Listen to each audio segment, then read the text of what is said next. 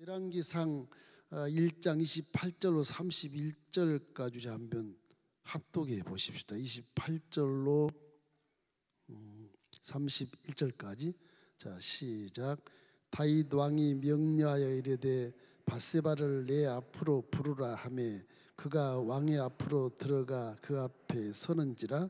왕이 이르되 내 생명을 모든 환난에서 구하신 야훼께서 살아계심을 두고 맹세하노라.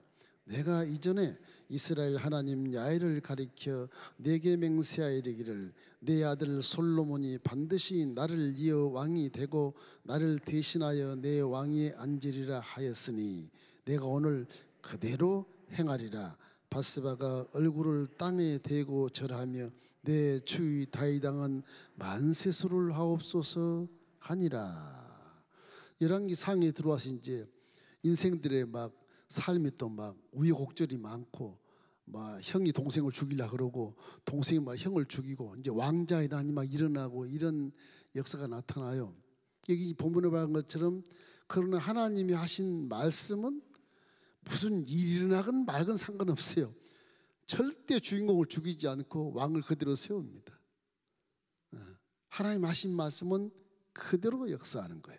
왜? 민수기 23장 19절 말씀처럼 하나님은 사람이 아니시니 거짓말을 아니하시고 인생이 아니시니 후회가 없으시도다. 그 하신 말씀은 한 번 하면 그대로 이루어지는 분이기 때문에 하나님은 사람이 아니고 신입니다. 신. 창조의 신이기 때문에 말을 뱉는 그대로 그것이 창조가 돼버리고 이루어져 버리고 그렇게 되는 거예요.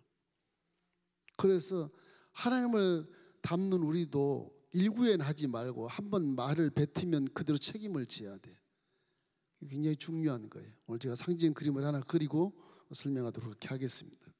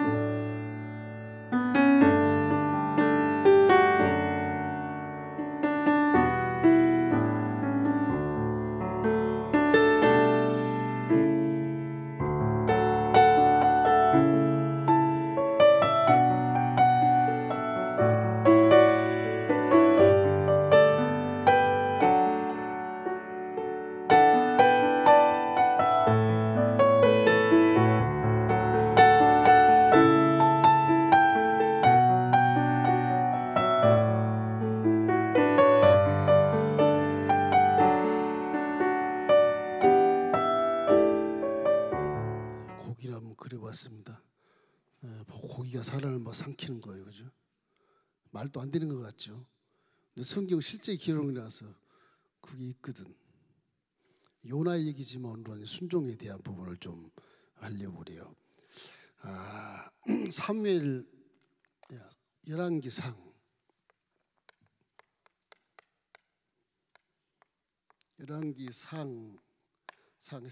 서론.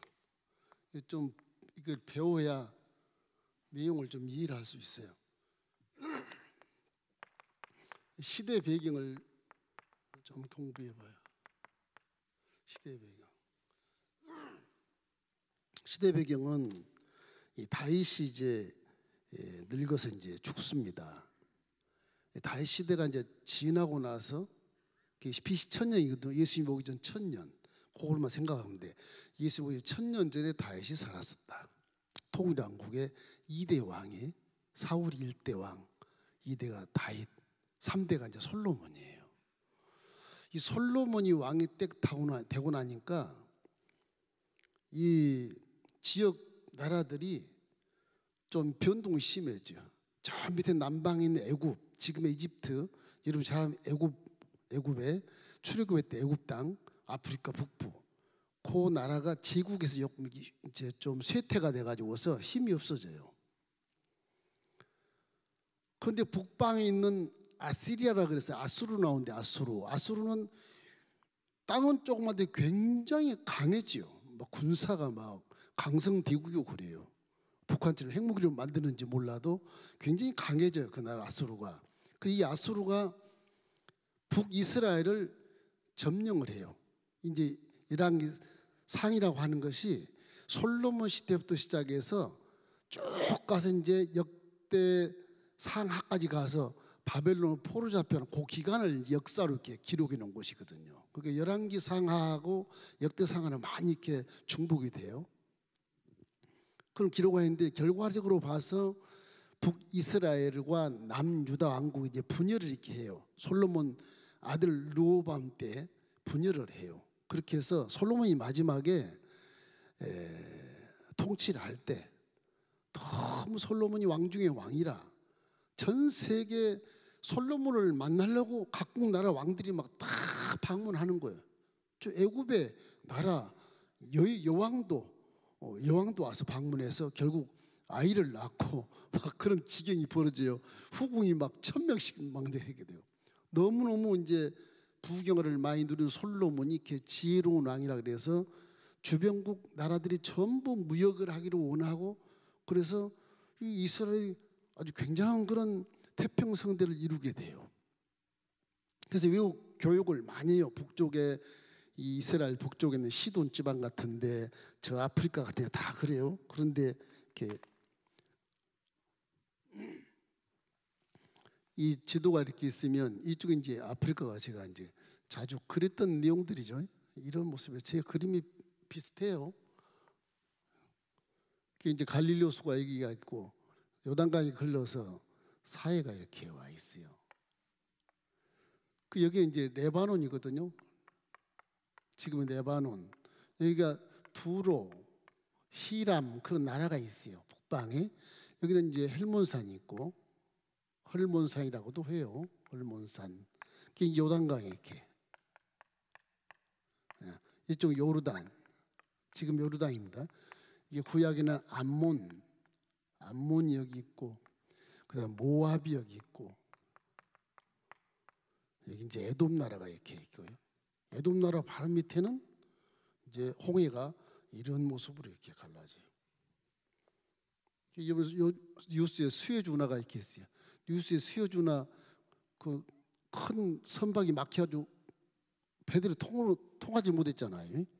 이게 아프리카로 쭉 와가지고요. 이렇게 배가 이리 가야 될 걸 빙 돌아서 가야 되니까 힘들잖아요. 영국이 여기 있는데 지중해 하나 이제 이렇게 터키가 이렇게 있습니다. 터키 이렇게 있고 그리스가 이렇게 해서 이런 식으로 되어 있고요. 로마가 이제 이렇게 되어 있어. 그 이 지중해 하나로 바로 들어가면 교육이 좋은데 돌아가야 되니까 한 달 이상 걸리거든 이게 지중해입니다. 뉴스 보셨잖아요. 그 수에즈 운하 이게 수에즈 운하예요. 수에즈 만이라고 그래 만 지금 운하가 돼 있지만 옛날에는 이런 운하가 없었죠. 이게 홍해고 이렇게 돼 있어요. 에돔 밑에가 사우디아라비아. 사우디 잘 아시는 사우디. 여기는 이제 애국. 지금은 이제 이집트라 그래요. 이집트. 그 나일강이 이제 이 빅토리아 호수에서 한 6,000km가 차이 흘러 이게 나일강이. 이게 이제 아프리카입니다. 아프리카. 이 예루살렘 여기 있어요. 예루살렘.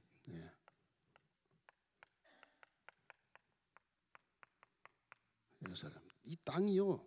우리나라 같이 좋은 땅이 아니고 아주 박토고요. 아주 저주받은 땅처럼 그래요.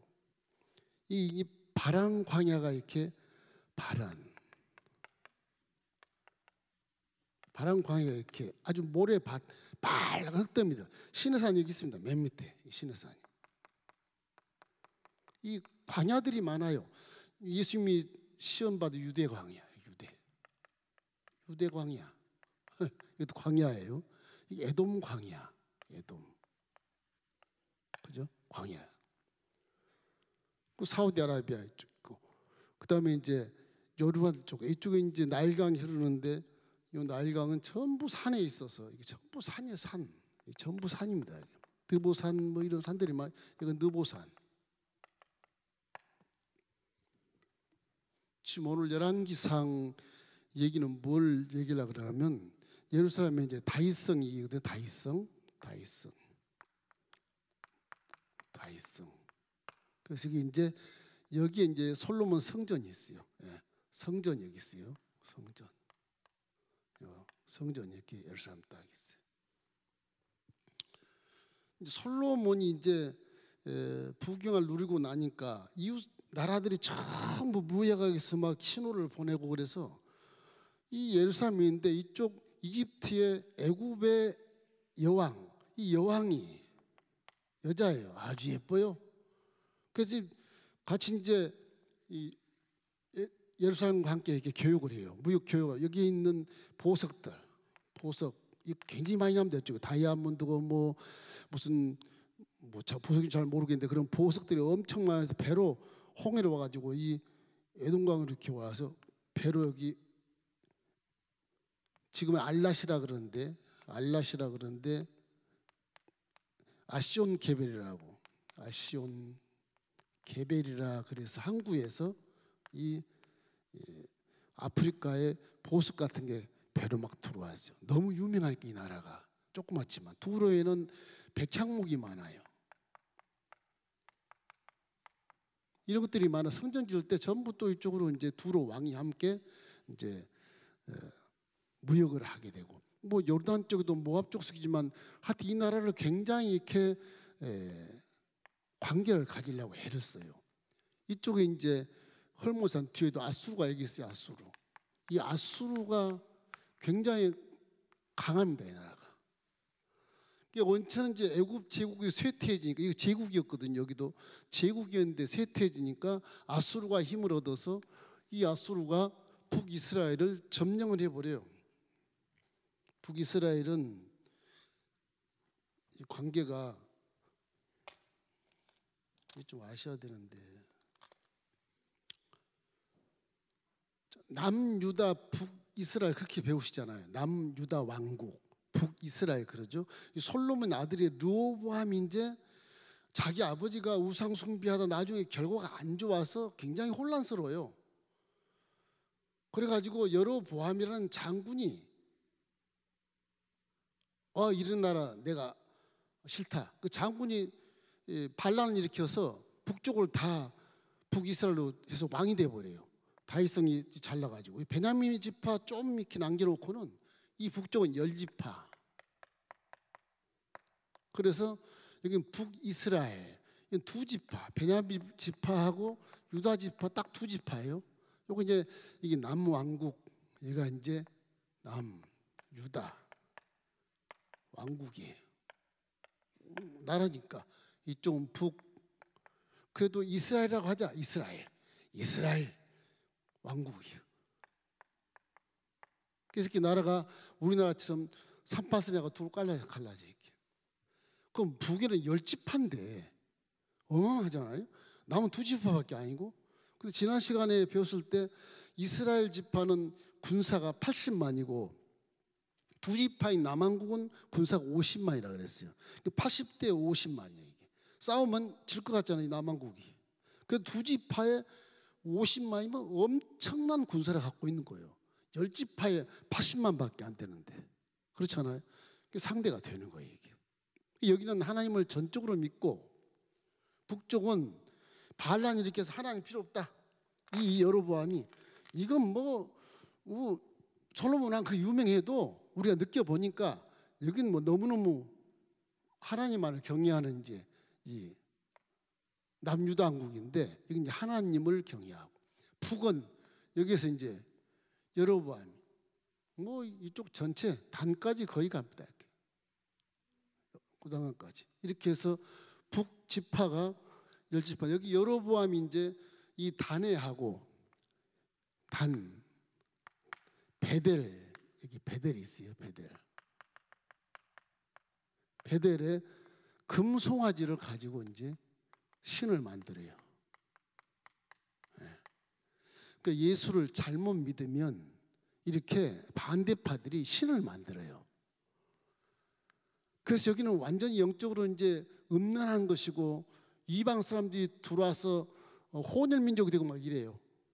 이쪽은 그냥 한 왕조로 고스란히 유대인으로 가게 돼요. 그래서 하나님은 이 남왕국을 기뻐하셔요. 하나님을 경외하기 때문에.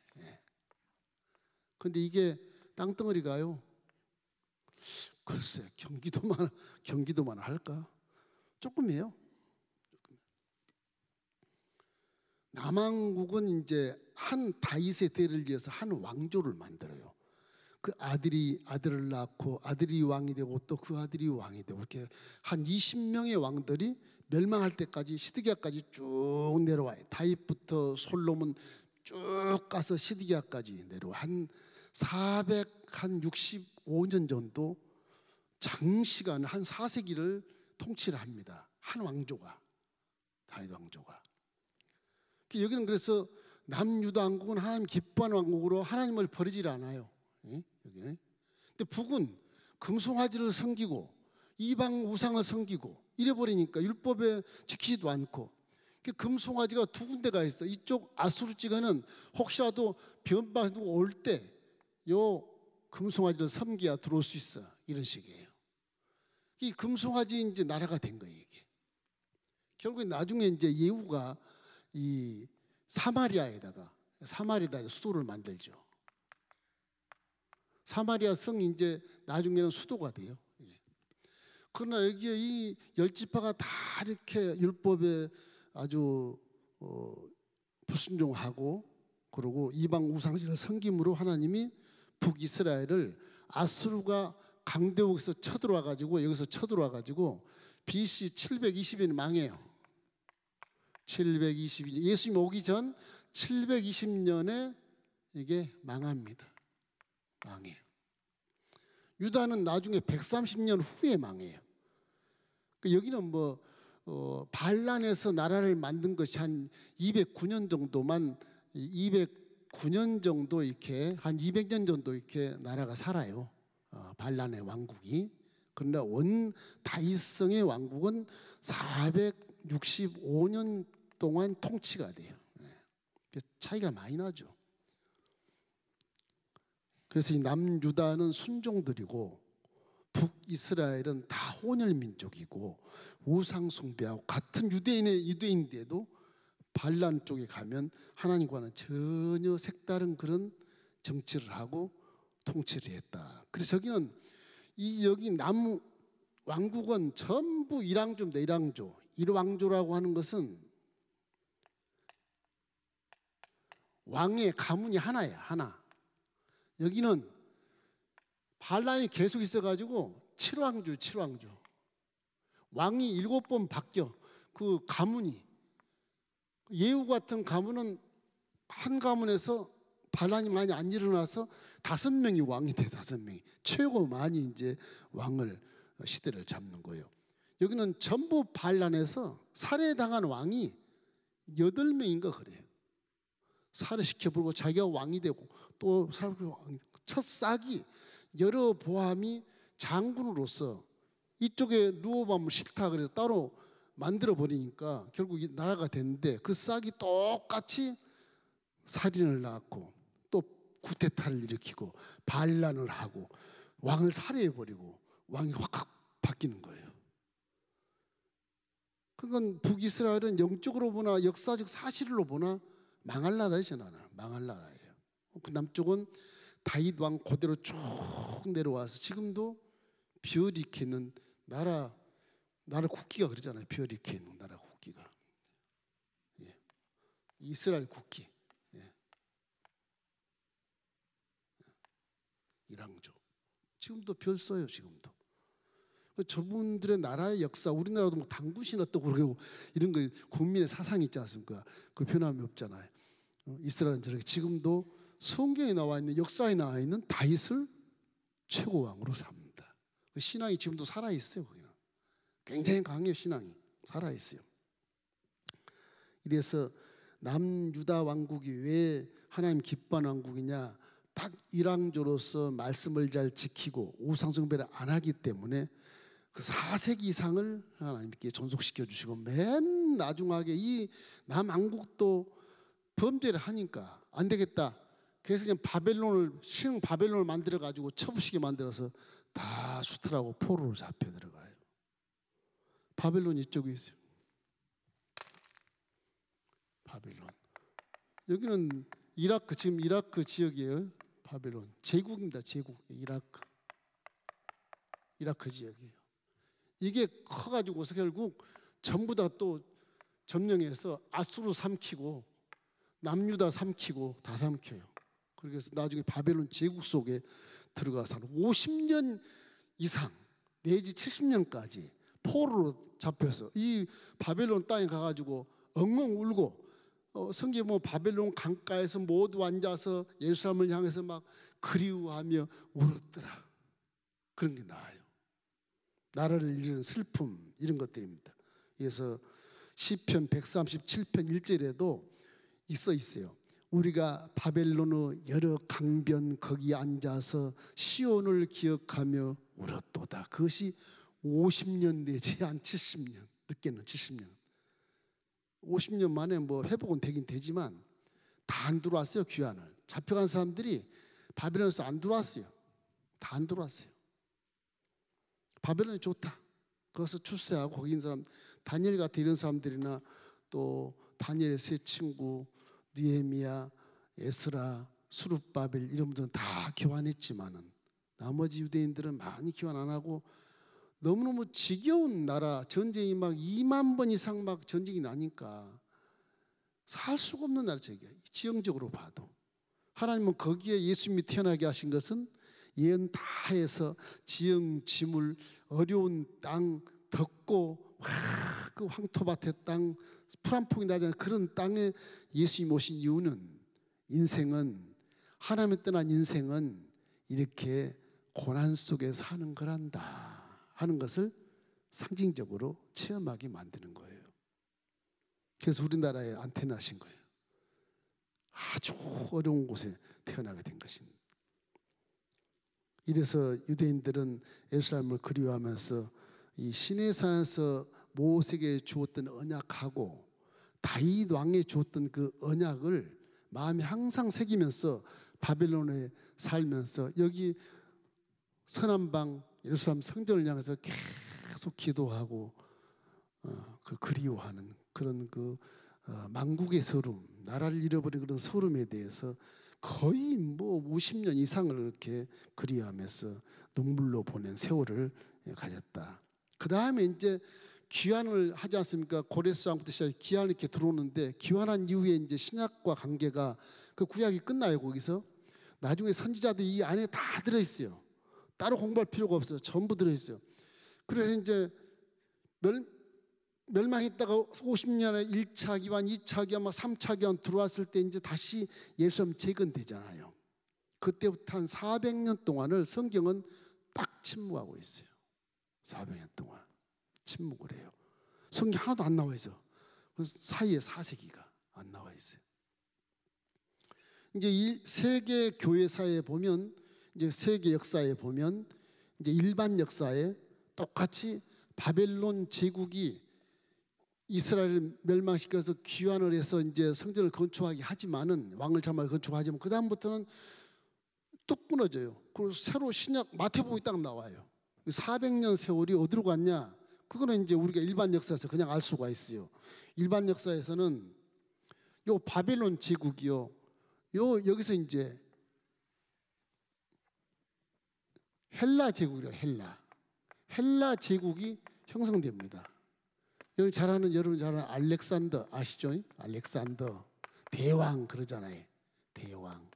요 사람이 나와가지고서 이 지중해 전체 판도를 다 먹어요.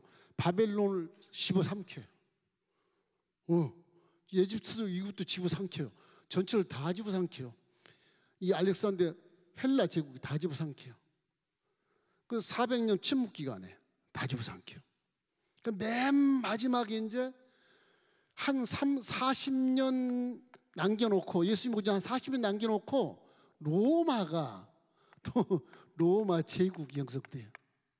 로마 제국이 이제 헬라를 다 먹어치워요.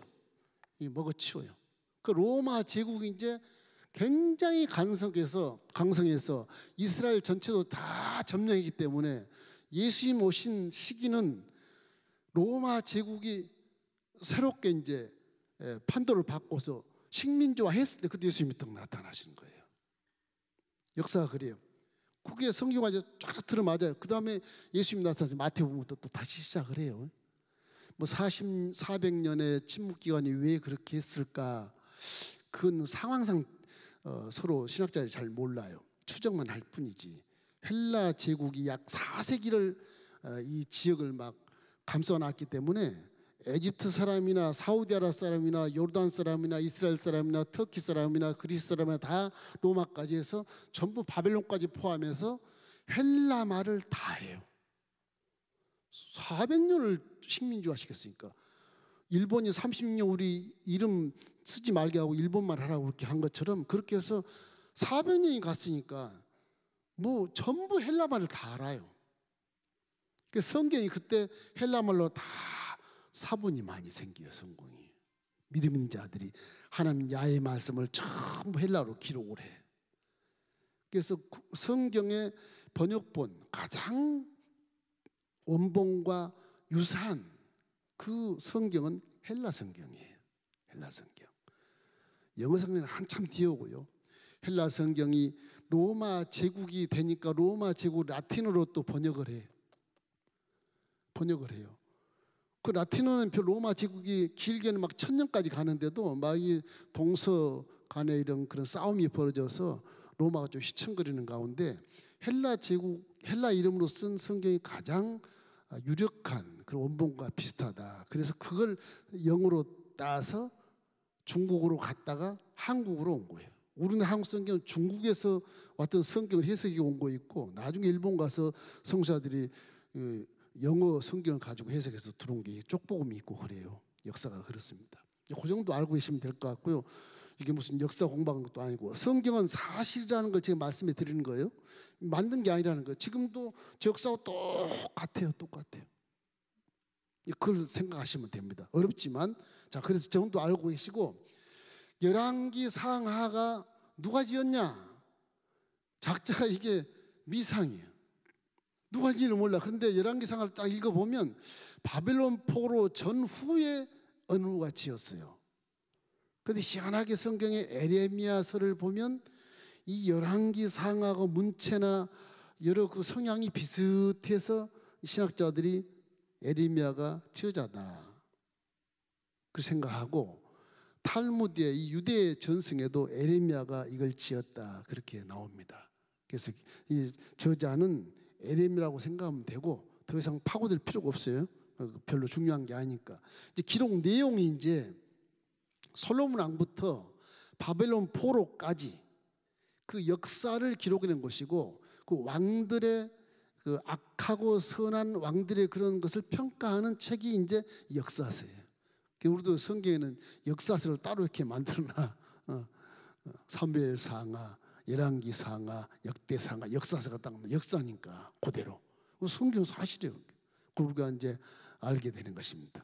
그래서 기록 내용에 이제 솔로몬의 지혜로 인해서 가장 중요한 업적 성전 건축했던 거 솔로몬이 그런 것들이 굉장히 이제 제1의 그런 실적으로 나타나고 있고 나중에 이제 아주 악한 왕 아합 오므리 왕조의 아합 북이스라엘이 요 북이스라엘의 오므리 왕조의 아합 왕이에요. 가장 악한 왕이야 그게. 거기에 엘리사가 북왕국의 엘리사가 선지자로 하나님이 심어놓았는데 엘리사와 엘리야를 심어놨는데 엘리야가 이제 왕 아합 왕과 싸우고 막 그러지 않습니까? 뭐 갈멜산에 가서 막 450명의 아스라 거짓 선지자들 다 죽여버리고 그러지 않습니까? 바알신 그렇지 않다고 이렇게 해서 선고하는 그런 모습이 나타나고 열왕기상하의 그것이 주된 그 내용들입니다. 예수는 하나님을 믿는 남왕국은 일왕조로 신조를 지키고 지조를 지켜서 항상 하나님을 경외하고 하나님 모시고 왕과 백성이 다 율법을 순종하는 가운데 했기 때문에 한 5세기 가차 있게 긴 역사를 이루었지만 북왕국은 하나님을 떠나 우상숭배를 하니까 금송아지를 섬기니까 200년 하다가 그냥 끝나요. 반란 왕국이기 때문에 그렇습니다. 그러니까 정도가 바른 곳은 반드시 길다, 이런 것으로 느낄 수가 있습니다. 중요한 계시의 목적, 계시. 이 다 계시의 목적이거든요. 이게 성경 자체가 후손들이 이제 계시를 받으라는 것이거든. 중복이 되겠지만 분열왕국 과정을 통해서 나라의 흥망성쇠는 하나님이 주관하신다. 믿습니까? 인생도 복을 받고 저주받는 것은 하나님이 딱 주관하셔요. 그래서 하나님께로 붙어야 돼. 언제든지 하나님께로 선으로 항상 붙어야 돼요. 진리로 붙어야 돼. 그래야 인생도 남유다 왕국처럼 살 수 있다. 그런 것을 계시하는 것입니다. 여기 열왕 중에 이제 남유다 왕도 나쁜 왕이 꽤 있어요. 6명인가 돼요. 그렇게 해서 20명 중에 북왕국은 왕들이 19명이에요. 거기는 왕조가 7번 바뀌어요. 태열해가지고 7번. 그래서 7왕조라 그래. 밑에 1왕조지만 그런 양상이 있어서 그 악한 왕들과 선한 왕들에 대한 사건을 쭉쭉 읽어가면서 우리가 은혜를 받는 거. 이러면 안 되겠구나. 이러면 하나님 기뻐하시는구나. 이런 것을 우리 신앙생활에 굉장히 도움을 주고 이해하기 쉽게 역사서를 쫙 지금 써놓는 거예요. 그래서 왕이 백성과 함께 하나님을 경외해야 된다. 이거는 이제 열왕의 교훈을 우리에게 말씀해 주는 겁니다. 또 하나 있다면 율법을 지키냐 안 지키냐. 율법에 순종해야 된다. 율법에 순종을 해야 된다. 율법에 순종하느냐 안 하느냐가 가장 큰 문제예요. 거기에 율법에 순종하면 하나님 믿는 것이고 불순종하면 우상 숭배하는 것이고 딱 갈라지잖아요. 그러니까 하나님 편에 서서 산다면 율법을 반드시 순종해야 되는 것이고 그 순종을 통해서 복을 받는 것. 순종이 제사보다 낫다. 그런 것처럼 순종을 잘하면 복을 받게 돼 있다. 그런 것을 얘기하는 것입니다.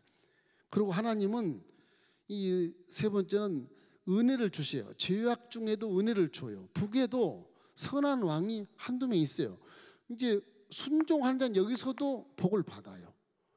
여기는 당연한 것이고 하나님은 죄악 중에서도 순종하는 자에게 구원을 주시고 불순종하는 자도 은혜를 베풀 기회를 주어서 회개해서 구원하게 하시는 그런 긍휼하심을 계시해 주세요.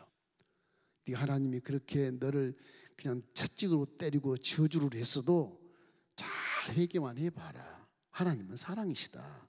긍휼하심을 맛볼 수 있다. 그래서 하나님의 긍휼, 하나님의 긍휼이 이제 군데군데 사건마다 우리에게 은혜를 베풀어 주는 것입니다. 이것이 계시의 목적이에요.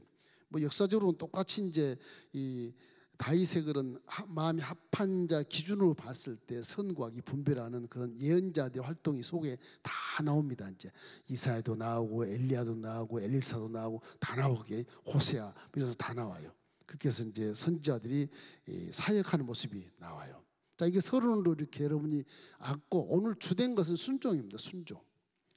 이 열왕기상하의 교훈이 율법으로 순종하느냐 순종하지 않느냐 딱 그 한 가지에 다 매여 있기 때문에 이 순종 요것에 가장 그 목적을 두고 있어요. 이 계시 자체가. 그래서 저는 요나에 대한 모습을 생각하면 금방 순종에 대한 것을 이해할 수 있어서 제가 그림을 이렇게 그렸어요. 요나가 큰 물고기에 잡혀 먹혔지 않습니까? 그죠? 순종은 이 자녀들에게도 불순종은요 안 가르쳐도 잘합니다. 사람이 그 하나님을 떠난 죄인들은 불순종을 안 가르쳐도 불순종 잘해요. 참 미기적으로 자기가만 생각하고 남 생각하지 않고 불순종은 기가 막히게 잘해요. 불순종 시험을 보면 다 100점 맞을 게 아마. 근데 순종은 안 해요. 배워야 돼. 순종은 배워야 돼. 사람은 신기해요. 그게. 순종 안 배웠어도 아빠 엄마한테 잘 순종하면 좋겠는데 꼭 좀 나이가 먹으면 아빠 그러고 대들고 그러잖아요. 엄마 뭐 대들고 막 엄마한테 뭐 싸우고 야 자하고 이놈 세상이 어떻게 된 심판인지. 이 순종은 가르쳐야 돼요. 가정교육에 가르쳐야 순종을 잘해. 얘야 어르신들 만나면 항상 인사해라. 그러면 인사해야 돼? 그래 인사해야 돼. 그럼 가서 인사해. 얘야 아무 말 안 하면 어르신 보고 야 자 막 그런다니까. 우리 저 교회학교 어떤 국민학생이 그랬다고 그러잖아요. 자꾸 자기 아빠 욕하고 그러니까 친구들이 자기 집에 오는데 야 자식아 뭐 그래 그러고 막 그러니까 이 아이가 들었어. 그거를 전화가 딱 왔어. 전화를 딱 받으니까 거기 저 니네 아빠 있냐? 야 자식 없어. 그 교육이 안 돼서 그런 거거든 이게. 그런 식의 그 인간 삶은 그냥 망조가 되는 거예요 이게. 그래서 가정교육이 얼마나 중요한지 몰라요. 자녀에게 가르칠 마땅한 대로 채찍을 가해서 가르쳐야 된다. 징계받지 않는 것을 좋아하지만 징계받지 아니한 자는 사생아니라 호로 자식이다. 이 순종은 사람이지만 하나님을 떠나 있기 때문에 죄 속에 죄성이 있어서 꼭 가르쳐야 돼 이게. 그리고 교회에서도 순종을 가르치잖아요. 하나님 말씀에 하나님이 그러니까 순종을 가르치고 지금 그러는 거든. 순종이 제사보다 낫단다. 순종은 복받고 불순종은 저주받는다. 막 그렇게 나오잖아요. 우리 신명기 28장 1절 6절 이제 순종한 자의 복이에요. 우리 한번 읽어보십시다. 내가 내 하나님 야의 말씀을 삼가 듣고 내가 오늘 내게 명령하는 그의 모든 명령을 지켜 행하면 내가 하나님 야훼께서 너를 세계의 모든 민족 위에 뛰어나게 하실 것이라. 내가 내 하나님 야훼의 말씀을 청종하면 이 모든 복이 내게 임하며 내게 이르르니 성읍에서도 복을 받고 들에서도 복을 받을 것이며 내 몸의 자녀와 내 토지의 소산과 내 짐승의 새끼와 소와 양의 새끼가 복을 받을 것이며 내 광주리와 떡반죽 그릇이 복을 받을 것이며 내가 들어와도 복을 받고 나가도 복을 받을 것이다. 지금 하나님 말씀을 순종하면 저렇게 복을 받는다는 겁니다. 여러분이 신방 가서 만지는 것이 복되는 거예요 이게. 우리 지역장 구역장님들 종들은 당연히 그렇게 합니다. 오늘 내가 신방 가면 이제 복이 있다 그러고 가요. 준비하고 기도 꼭 가요. 그러고 구역장 지역장도 신방하거나 전화할 때도 내가 오늘 이분한테 전화할 때 좋은 일 있을지어다. 그럼 내 마음이 음색이 달라져. 음색이 복 있는 음색은 달라져요. 그냥 전화 집어들고 하니까 그랬어? 어쨌어? 어머 그럴 수 있어? 뭐 또 이상한 얘기가 나오는 거지. 내가 전화하기 전에 기도하고 딱 전화하면 잘 계시냐고. 나쁜 일 있어도 그 나쁜 일은 더 좋은 일을 하나님 주시기 위해서 그런 것이니까 기도합시다. 이렇게 긍정으로 바꿔줄 수 있는데 그냥 전화하면 그래서 하나님 출장 가나 보다. 이래버리면 구역장에 그래버리면 그 성도는 신앙이 사라져버리지. 말이 그렇게 중요해요. 그래서 하나님 말씀을 청종하면 복을 받는다. 또 신명기 28장 보면 거기에 14절로 15절 쭉 나와요. 또 한번 읽어보겠습니다. 내가 만일 내 하나님 야훼의 말씀을 순종하지 아니하여 내가 오늘 내게 명령하는 그 모든 명령과 규례를 지켜 행하지 아니하면 이 모든 저주가 내게 임하며 내게 이를 것이니 내가 성읍에서도 저주를 받고 들에서도 저주를 받을 것이니라. 하나님 말씀이 이스라엘 백성 저거를 항상 기억해요. 항상 기억해요. 그럼에도 불구하고 여로보암은 이렇게 반란을 일으켜서 10지파를 다 움켜쥐고 내가 왕이야 그렇게 했지만 얼마 못 가서 다 나라가 망해버리죠. 그런 것이거든요. 힘으로 생각하면 내가 남유다를 공개해서 칠 수 있다 했을지라도 하나님의 말씀에 거부하면 스스로 저주를 받게 돼요. 스스로. 인생을 몰라서 그렇지. 힘은요 별 차이 없습니다. 지혜 별 차이 없어요. 아는 거 별 차이 없어요. 그것도요. 별 차이 없어요. 똑같은 사람인데 얼마나 차이가 나겠습니까? 그게 교만하면 무엇이 잘해서 교만하겠습니까? 그냥 겸손하라는 거예요. 별 차이 없어요. 그냥 구더기들 막 노는 그 딱 그거예요. 그냥 교만한 놈이나 뭐 물질이 많은 사람이나 위치 높은 사람 대통령이나 다 그 모양이 그 모양. 거기서 발발 되는 거예요. 우리는 자꾸 뭐 사람이 다 똑같은 줄 알아? 그러는데 다 똑같이 그럼 너는 눈이 없냐 코가 없냐? 다 똑같은데 뭘 사람이 다르다고 그래? 잘하면 달라? 그래가면서. 그거 진짜 웃기는 거예요. 철학도 모르는 사람이 그런 거예요. 자, 이래서 요나를 생각하면 우리가 이제 순종이 무엇인가를 잘 알 수 있어요. 여러분과 저에게는 이제는 신약이 와서 예수 그리스도를 통해서 하나님의 자녀가 됐잖아요. 그리고 이 세상에 출산시켜 내놓을 때 사명을 주고 태어나요. 사명을 주고. 그냥 태어난 것이 없어요. 하나님의 말씀으로 모든 천지만물을 지은 것도 꽃은 하얗고 빨갛고 뭐 파랗고 이렇게 하는 꽃들까지도 다 사명이 있어요. 마태복음 6장에 아궁이에 던질 들풀도 하나님이 피신낸다. 백합화를 봐라. 저 꽃 하나가 솔로몬 부경화를 누린 것보다 더 귀하니라. 사람이 깨닫지 못해서 그렇지. 들풀을 발로 차버리고 가도 들풀은 자기 사명을 다 하고 가는 거예요. 기후 환경에 봄이 되면 싹이 나서 순종을 하죠. 이름 초림이 되면 꽃을 피워 순종하죠. 가을 되면 열매를 맺고 또 겨울 되면 그 추운 겨울에 순종해서 다 지두군 듯이 또 있다가 봄 되면 또 쫙 살아나잖아요. 사람은 겨울이고 여름이고 상관없어. 지멋대로 사는 지멋대로 사는 거예요. 거기 겨울에는 또 두꺼운 옷 입고 안 춥다 그러고 사는 거고 여름에 홀랑 벗고 사는 거고 그렇게 살아요. 동물이 이게. 근데 저는 가만히 이렇게 철학을 연구하면서 식물과 동물을 가만히 보면 식물이 훨씬 더 존경스러워요. 동물은 식물이 열매인 거 전부 훔쳐다가 먹고 살아요. 다.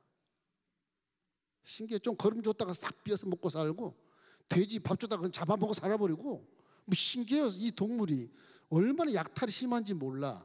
그 약육강생의 그런 삶이라고 그러는데 그건 문학적으로 한 얘기고 하나님을 떠난 죄성이 있기 때문에 그렇게 사는 거예요. 피를 빨아먹고 사는 거예요. 식물 보세요. 그 자리에 그대로 살아요. 비가 오나 눈이 오나 바람이 부나 비오나 산천은 의구하되 인걸은 온데 갔네 없네. 그런 시조처럼 동물 세계는 그래요. 이따가 다 사라져 버려요.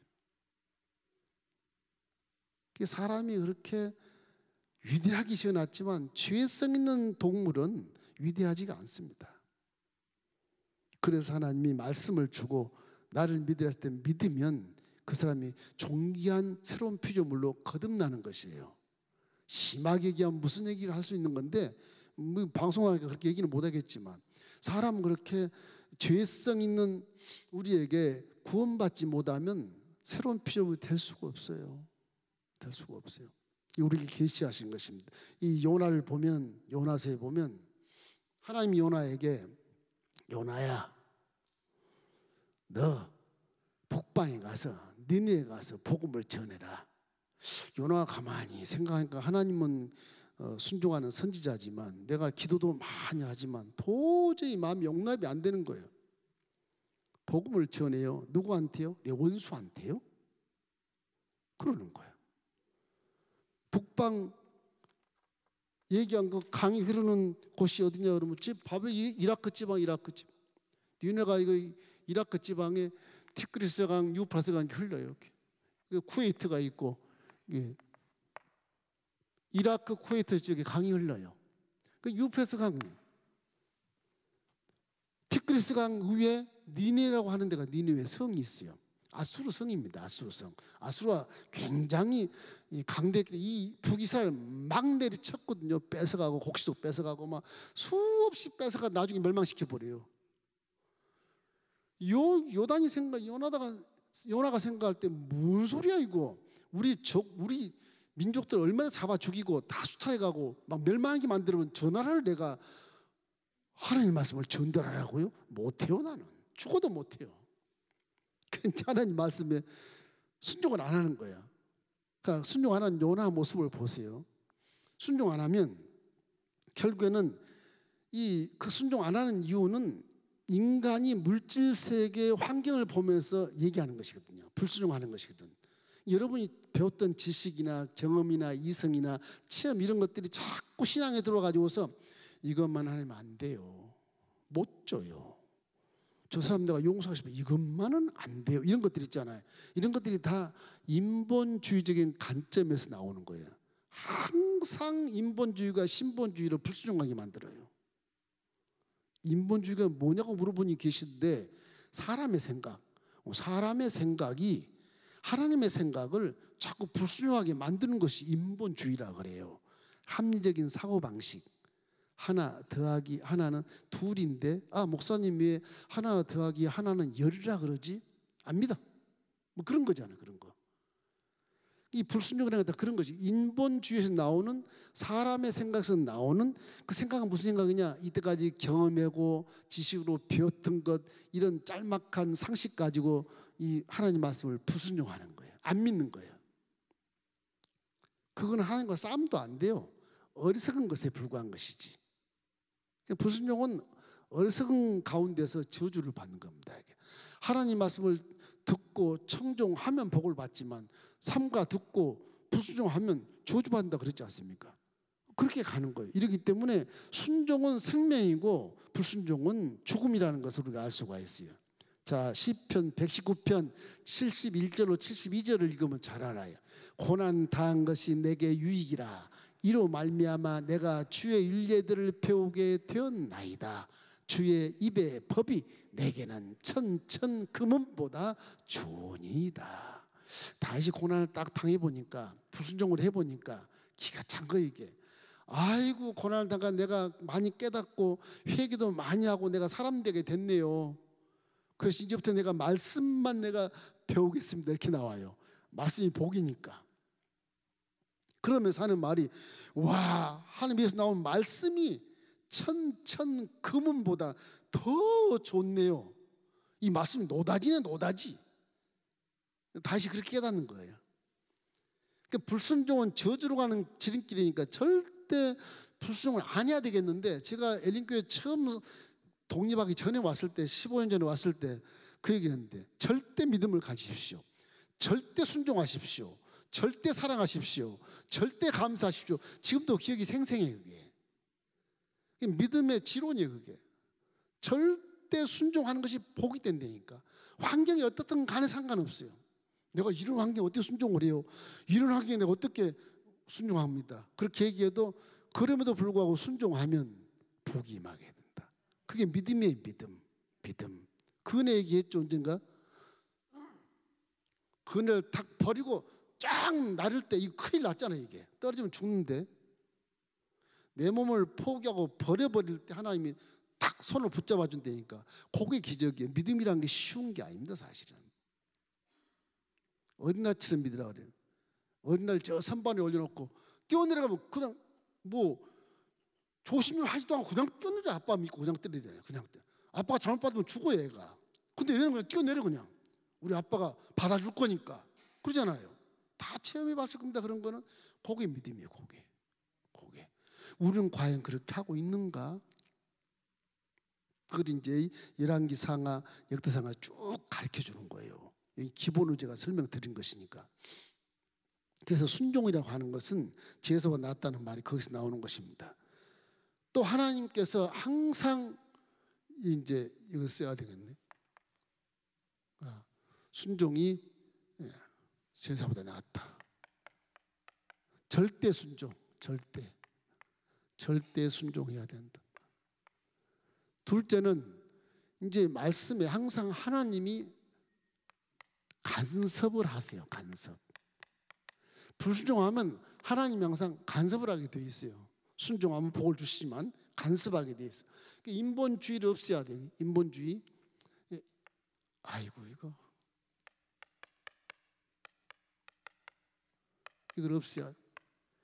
이 불순종에는 또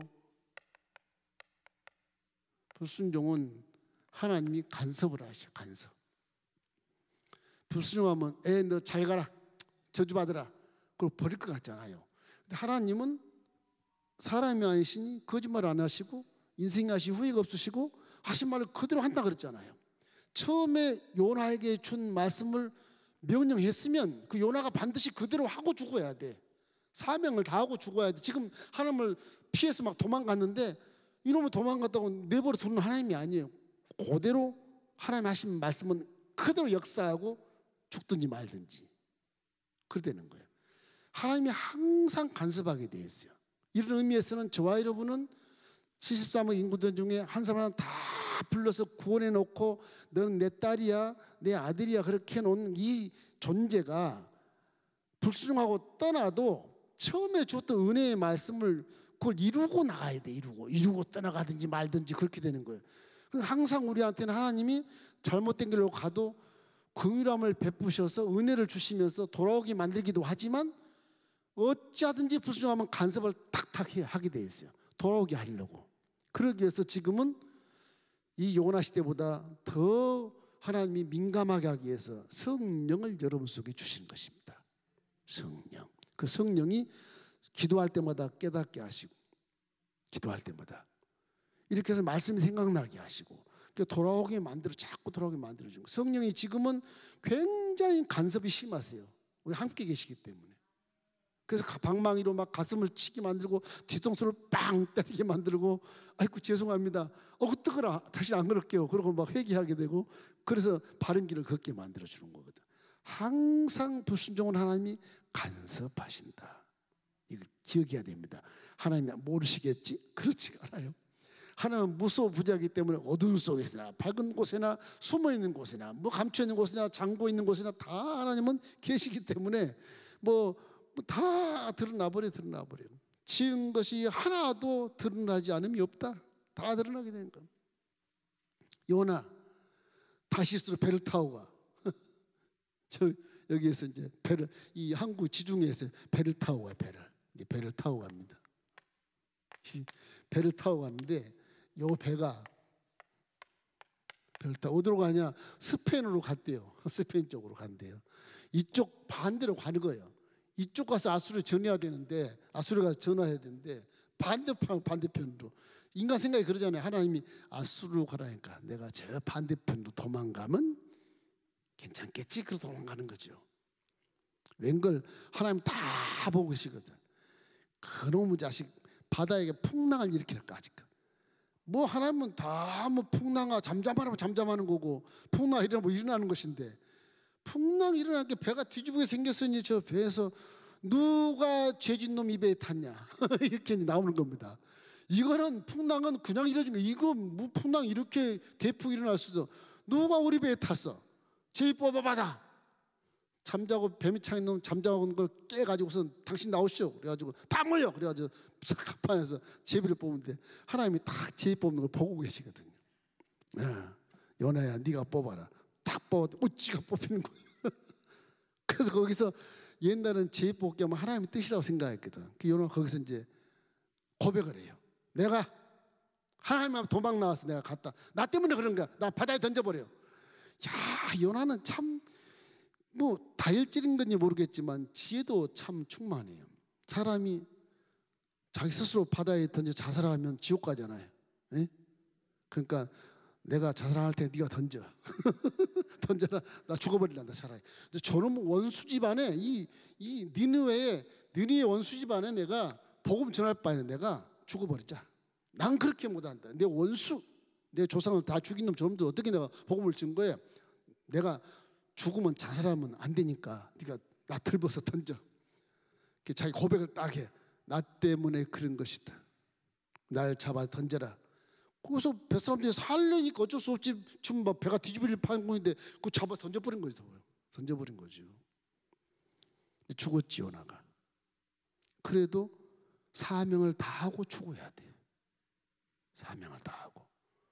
그러니까 하나님이 큰 물고기를 내가 상어 비슷하게 그러는데 이 물고기를 잡아가지고 집어 삼켜버린 거예요. 뭐 씹지도 않고 그냥 홀랑 집어 삼킨 거예요. 큰 물고기니까 씹을 이유도 없는 거죠. 빠르테면 다 들어와 버리는데 저 시궁창 창자 속에 들어가서 얼마나 썩은 냄새가 나겠습니까? 이게 뭐 완전 이게 망가지는 거죠. 죽게 생겨 죽은 거지 저게. 그래도 고기가 산소가 좀 있었는지 3일을 살아요. 그 요나의 모습이 기도하는 모습이 아니고 이렇게 순종하는 모습으로 바뀌는 거예요. 순종하는 모습으로.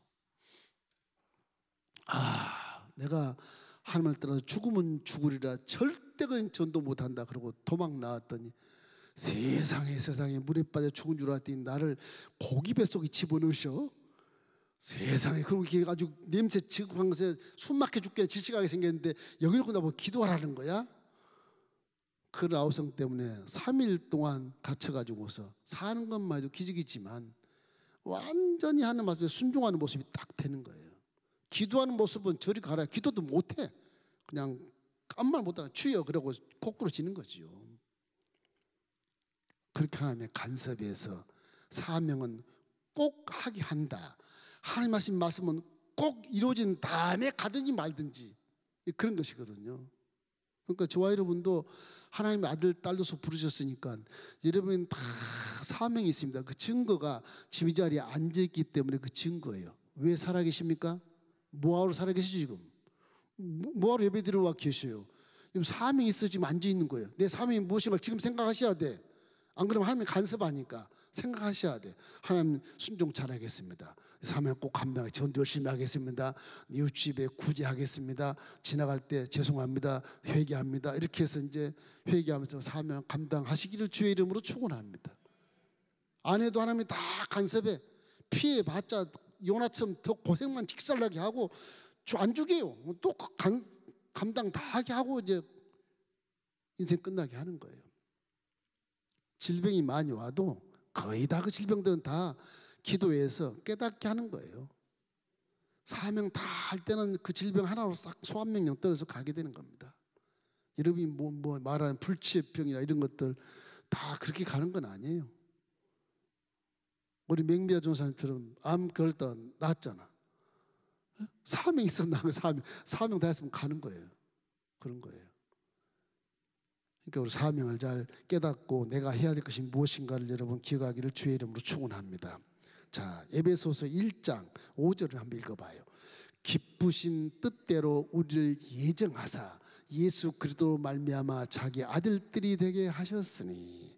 여러분과 저는 금방 이렇게 부른 것이 아니고 아주 못해서부터 예정해서 지금 정해서 나온 분들이 다 그냥 하나님이 건진 건지 아니면 그냥 택한 줄 아세요? 안 그래요. 어머니 복중에서 또 영혼을 불어 넣어 주시고 이 영혼은 내가 부를 자야. 예정 딱 해놓고 태어나서 수십 년 살다가 전도해서 여기 왔어도 그분은 원래 선택한 자예요. 원래 그 예정론이 성경에 100% 맞는 겁니다. 이게. 물론 자유지론도 맞긴 맞지만 예정론은 하나님의 나라를 그만큼 사랑한다는 증거가 되잖아요. 증거가 되잖아요. 그래서 예정된 것이다. 이렇기 때문에 요나서 1장 17절도 보면 이렇게 야훼께서 우리에게 주신 사명이 있죠. 야훼께서 이미 큰 물고기를 예비하사 요나에게 삼키게 하셨으므로 요나가 밤낮 3일을 물고기 뱃속에 있으니라. 그 간섭하는 이유는 예정된 거라 간섭하는 거고 예정된 거는 사명이 있기 때문에 예정시켜서 태어나게 하신 것이거든요. 그러면 나도 하나님 선택해서 나에게 사명이 틀림없이 있구나.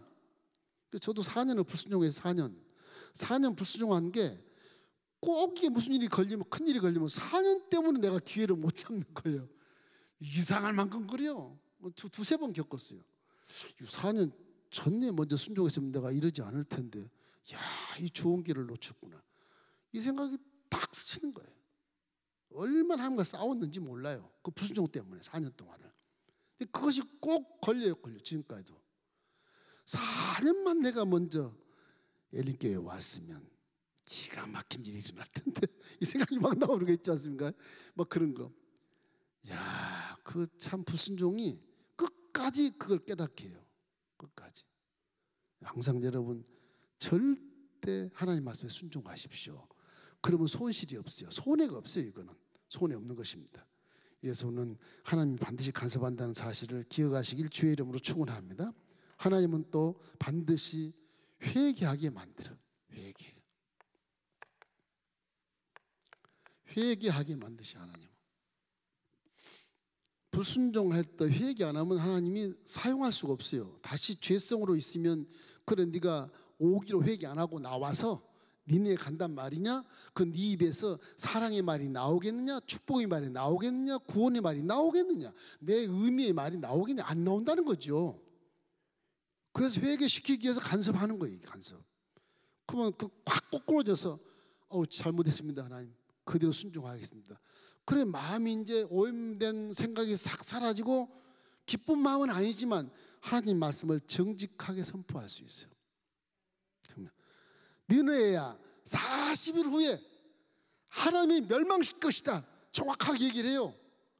마음의 생각에는 이제 회개하고 할 말씀을 그대로 선포를 하지만 마음속에 3일 길을 걸어서 회개를 해야 되는데 그냥 잠깐 하고 마는 거예요.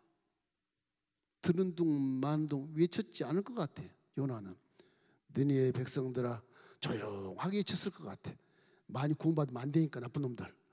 그랬을 것 같은데 하나님은 조용하게 하는 말씀도 귀를 열어서 듣게 하는 거예요. 듣게 하는 거예요. 회개가 그렇게 하나님을 순종할 때, 말씀을 순종할 때 회개가 굉장히 중요한 역할을 합니다. 기쁘게 선포할 것이냐, 감사하게 선포할 것이냐, 할렐루야 하면서 선포할 것이냐, 이게 달라요. 회개. 억지로 회개해서 속이 상한데 하나님 하라니까 할 거야, 할 테니까 염려하지 마세요 그러고 가서 하면 그게 말이 나갈 때 큰 소리가 안 나가는 거거든. 하나님 그거 다 보시거든요. 나중에 요나가 그렇게 전도를 하니까 또 깨닫게 하잖아. 움막에다 초막집에다 호박나무를 심어가지고서 그 금방 호박나무가 넣고서 해를 쫙 가니까 아우 시원해 좋네. 그러고 조사이다 조사이다.